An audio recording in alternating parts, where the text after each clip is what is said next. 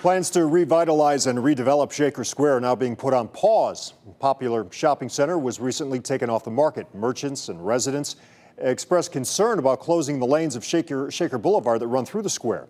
News 5's Jay Jarvis explaining now what's next as work starts on a compromise. Over the last few months, merchants here have spoken out against those new plans to shake up the square. So the current owner says he's taking a step back so that everyone's voice can be heard. If you ask around Shaker Square, I'm excited about the development. No two answers are exactly the same. There's a lot of passion around it. If you see the side streets, if you go on the side street, there are probably 20 Save Shaker Square signs. Those signs have been popping up over the last several months. A community response to a proposal aiming to redevelop the square and add more green space by removing 2 lanes of Shaker Boulevard. The possible traffic and safety impacts are a concern for some residents and business owners. We're very much against it.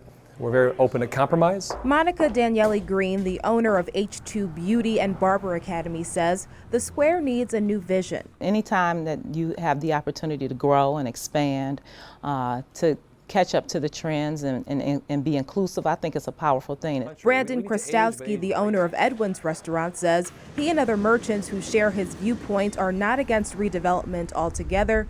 They just think the plan needs work and feel they were ignored by developers. They held multiple events when we would speak out about the closure of the boulevard to reconsider, to think about a different way to plan this.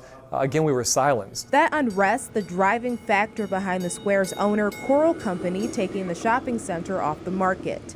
We spoke to President Peter Rubin over the phone Thursday. He says Coral Company has owned the square since 2004 and always planned to sell it once redevelopment plans were on track. But that all changed when so many concerns were raised. It was clear that there wasn't a sufficient consensus to move forward. There are a lot of people who were unhappy or uncertain that it was the right plan, so we put a stop to it. Both Daniele Green and Krastowski agree that's for the best. I'm actually very excited. I was super sad actually when I heard that he was selling it. I'm very excited that he took it back off the market until this is all worked out. Next year, the current owner says the redevelopment plan could be reopened or reworked, which would take between 6 to 12 months, or developers will come up with an entirely new plan that will satisfy everyone. In Cleveland, Jay Jarvis, News 5.